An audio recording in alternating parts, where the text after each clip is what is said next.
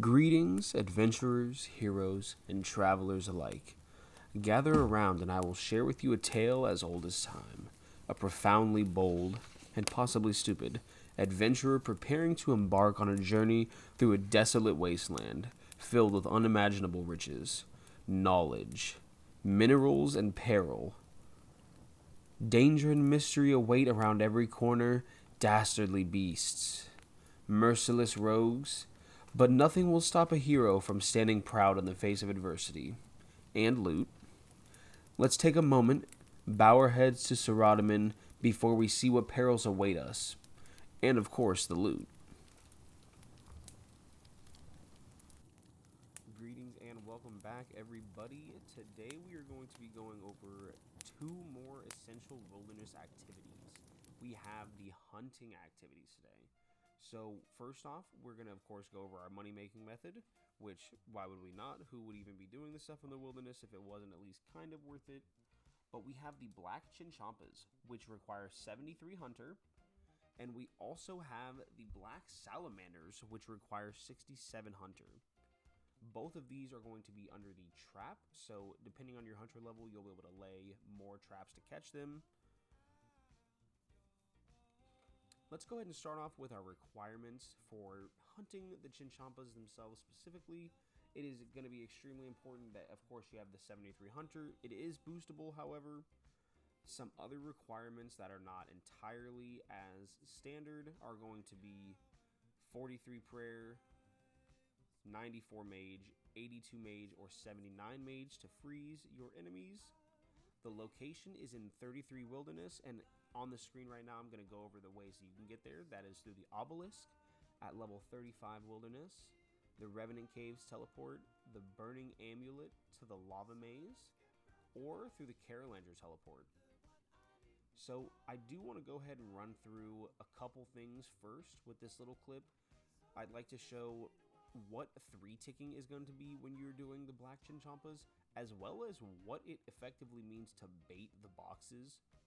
So with 3-ticking the chinchampas, what you're going to be doing is using the guam on the tar and then quickly clicking on the box, and it's going to cancel out whatever animation comes after the tar and replace it with 3 ticks. So when you're putting the trap down the first time or the second time, it's going to take you 6 ticks, but both of those times it can take you 3 ticks instead, which will effectively save you 50% or effectively give you 50% more XP if you'd like to go with the more click-intensive route. To add to that, if you'd like, you can bait the boxes by using spicy minced meat onto the box, which puts the bowl inside of the trap, but you actually receive the bowl back after you've retrieved the trap. Unfortunately, with the ability to still fail, even with baiting it, I highly would not recommend doing both of these at the same time. I didn't actually try doing either one for any amount of extended time, but honestly, it doesn't really seem worth it in my opinion, especially if you're going to be out here trying to make some real money and be anti-pking or trying to escape from PKers by wanting to bring more risk. It just doesn't seem worth the inventory space. The minced food only heals 3, so you can't even eat it if you need to. And overall, the amount of clicks that you need to do in terms of potentially logging off or potentially getting the prayers correct on the first to not get TB'd, it just doesn't seem worth it in my personal opinion. So while we're here, the tiles that I have right now are going to be the tiles that I personally like to use in that very specific area. We're going to run out and just go ahead and bank ourselves back real fast and get started right away with our very first setup today. So first off, we're going to be going ahead and going with my personal favorite when it comes to black chinchampa specifically, which is the escape build. We're going to be taking robes with us, a staff, magical boosting gear, as much as we can, as well as some tank gear. And our primary concern is going to be that in case we get into a combat engagement with anybody, we're going to try and get the freeze into the log off or the freeze into the run as soon as we possibly can. I think it's the most effective way to actually save your money if you are trying to do this to make money, whereas trying to anti-PK, you unfortunately can overstay very easily, especially if you get TB'd and don't have freezes. But here, you got the tank gear, you got the freezes yourself to try to get out. You have pretty high magic boosting offense as well as relatively good resistances, I actually like to opt for the God Book here because it does give you a tiny bit of extra offense and defense. And it just saves an easy way to switch and no money on a shield, really. So in my inventory, though, I like to go ahead and get myself set up with my box traps with an anti-venom, a couple triple eats, a couple double eats, some restores, my knives, my tank gear, as well as my glory to teleport, my rune pouch. All in all, the risk for this gear comes out thankfully less than 500k as well, so it very quickly becomes worth it if you can make, you know, 1 or 2 escapes.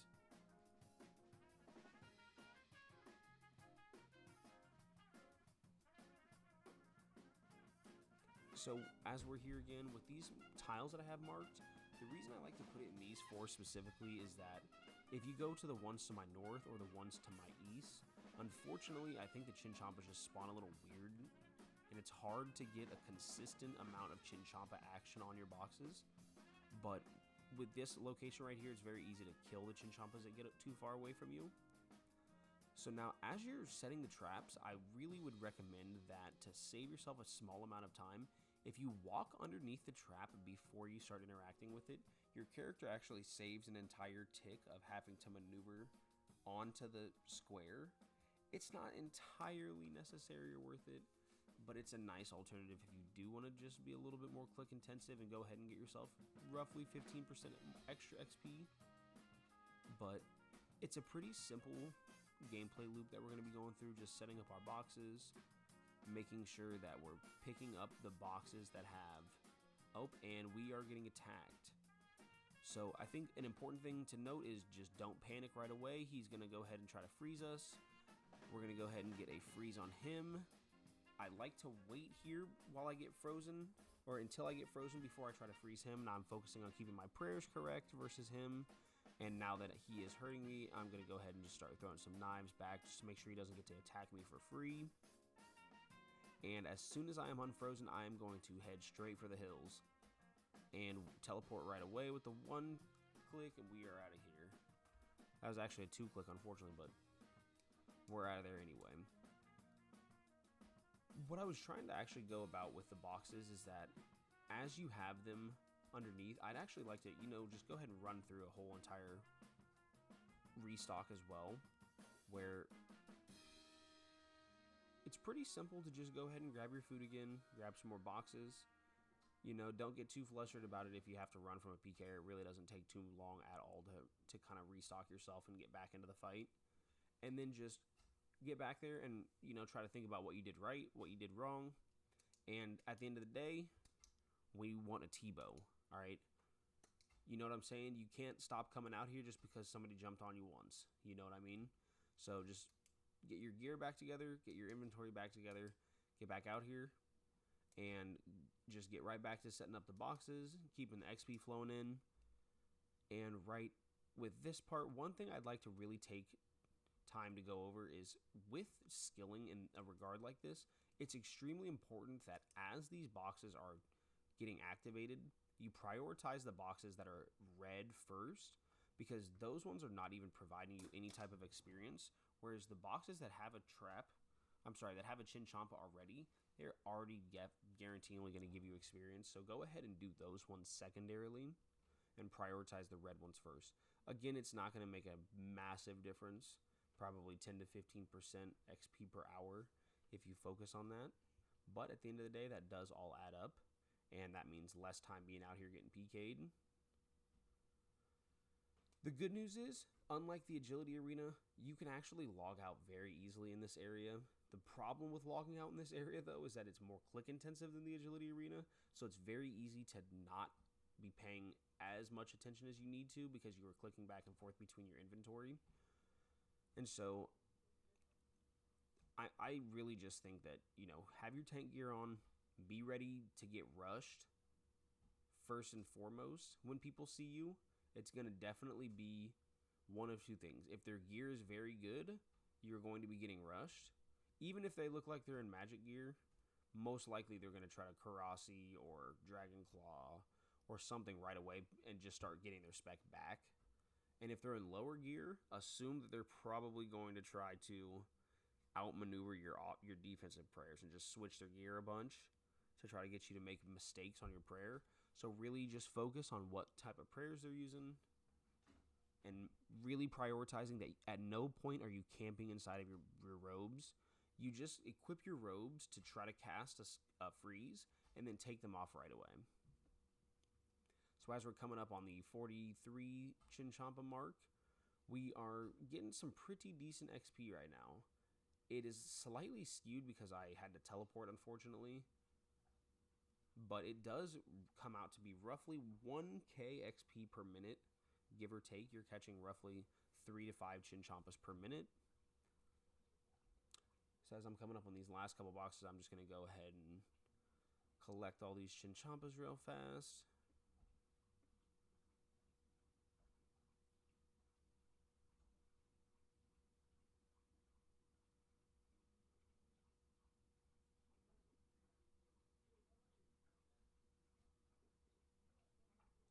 And we teleport out, and that is the end of the run where we are going to be showing off the gear that is going to be helpful to try to get some freeze escapes. So with my entire inventory, it was just at the 150k mark, it looks like, about, and the 250k mark with the gear. That's with the items that I am protecting, as long as we don't get smited. And even if we do get smited, thankfully it only goes up slightly. And the final price check on 15 minutes and 40 seconds worth of doing Chinchompas, including rebanking and running from the pker, got us 191k. So times 4, that you're looking at a solid 800,000 XP per hour, as well as over 60,000 XP per hour, which honestly is not a bad change up as well, you know, from some of the best methods that you have at the time. So now I'd like to quickly go ahead and go over a different setup here. And with this setup, we're actually going to be trying to anti-PK. This is a lot more risky, but you also can make a lot more money. So we are risking 262k with protect item on. And to quickly go over the gear choice that we have here, so we are going for offensive stats and defensive stats as much as possible. Me personally, I like to try and use whatever untradables, quest items, and things of that nature that I can that can bolster our stats as much as possible, as well as not just risking like the most expensive stuff, because that's really just never that much fun. If you just always have the best stuff, you know, it's fun, don't get me wrong, but it is fun to also try to use things, you know, that help you out in ways that you may not have tried before. So with the release of Varlamore, they actually added a hybrid armor set for the first time, which is the mixed armor set. And actually a couple other mixed armor sets too, but hybrid that's cheap. And it's the mixed armor set. I actually really like it, and it goes very nicely with the quest items, the Dwarven Helmet and the Mythical Cape, which is going to give you strength bonus, range bonus, and crush attack bonus. And you're going to be able to get magical defense as well as range defense pretty easily from the different items that you can put on. Or I'm sorry, from the mixed boots and the mixed hide. And so with all of those things on, you actually get a pretty nice amount of crush bonus and strength bonus in this gear that I have on while risking less than 300k. So opting to bring the Burning Claws with me and the Granite Maul as my KO potential, I went ahead and brought the Crystal Bow as well as just a couple eats, some Venge Sacks, and a Recoil.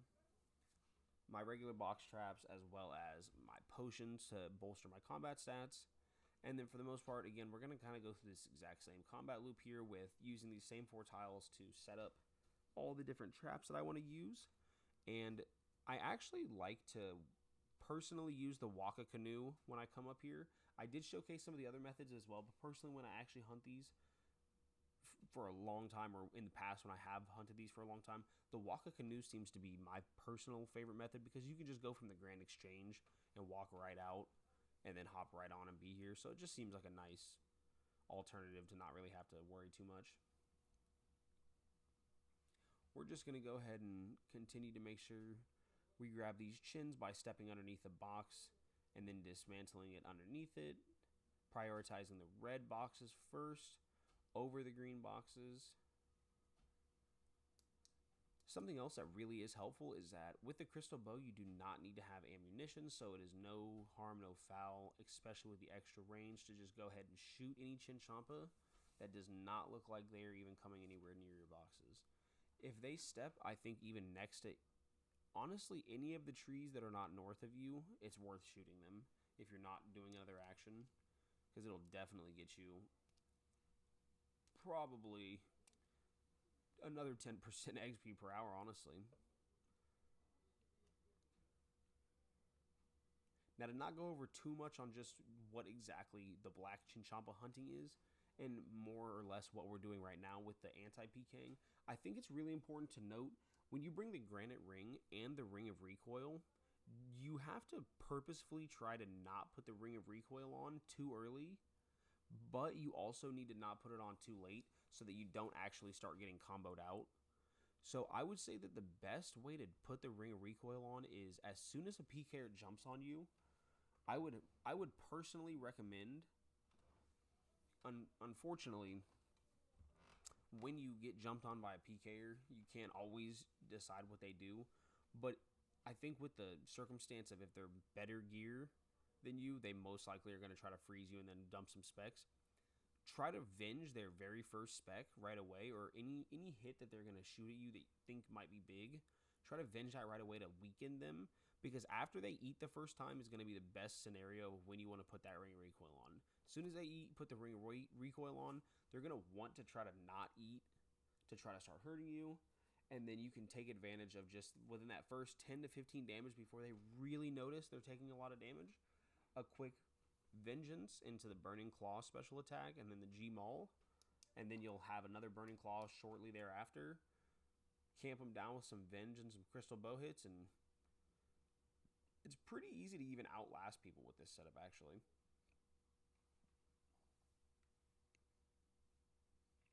So again, yeah, I'm kind of just grabbing the boxes here, stepping underneath, grab the red ones first.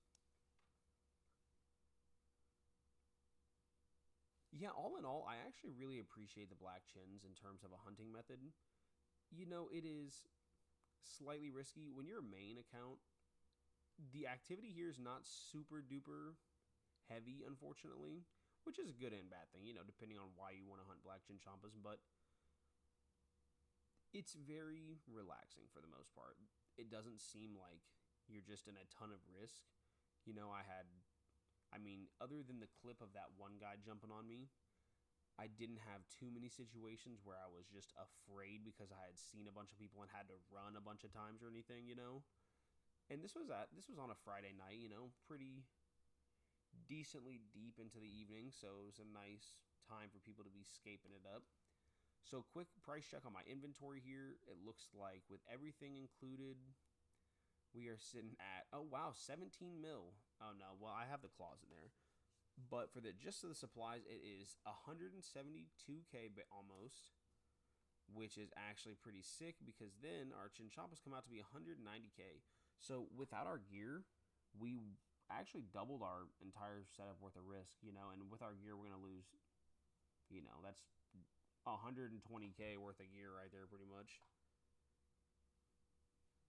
The good news is too is that this really is a very set in stone. Every single time I've done this for any amount of hours in a row, it is very consistent, 800 to a mil an hour, you know. And there's just even with running, I would say with no running at the upper, you're going to be able to very easily get 1 mil, and with maybe 1 to 2 escapes per hour or even 1 death, you're going to be able to get 800k. Now, I do want to go ahead and show some love for the black salamanders in this video as well. So with the black salamanders, you have 2 different options to get there. You have the wilderness crabs teleport, as well as the chaos temple. So we're going to run northeast here towards the green dragons. We're actually going to run up right here, and I already have all the tiles marked because I actually like doing these as well. But same thing with the trapping for these guys. It's very important you want to step underneath before you click to set up the trap.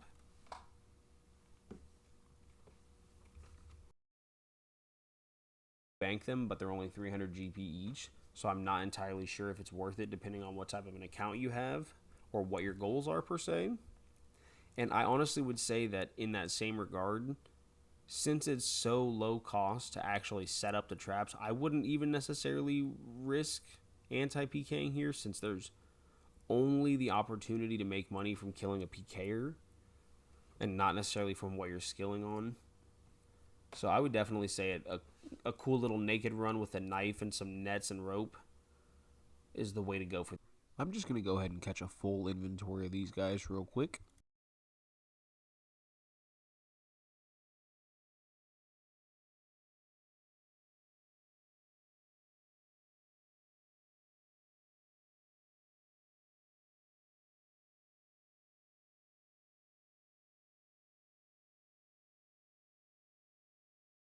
For this, and this inventory right here took me, I think, roughly 7 minutes, and I got almost 6,000 XP. So you're getting roughly 900 XP per minute with these bad boys.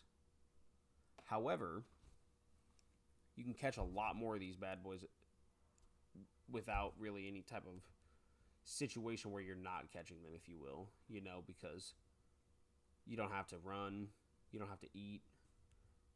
The chinchompas aren't. These guys just get caught faster. I'm not sure exactly why, since they are actually the same amount of XP each. I'm not actually sure why these guys end up being so much more XP per hour. But yeah, they typically are, roughly 30 to 40,000 XP more per hour. Especially if you go as hard as you possibly can. But I think that's enough rambling on for today. I think that with these two hunting methods, there's a nice little bit of variety for ways to just kind of bolster your hunting skill in the wilderness. It's nothing too spectacular, and there's some pretty old school methods, but all in all, they are really fun. I would definitely say if you're kind of tired of catching garroch or doing birdhouse runs or herbivore, get out to the wilderness, give yourself, a couple thousand chinchompas to take care of, and, go to the bank laughing. Well, guys, thank you so much for tuning in. Wizzy out. I appreciate everybody so much.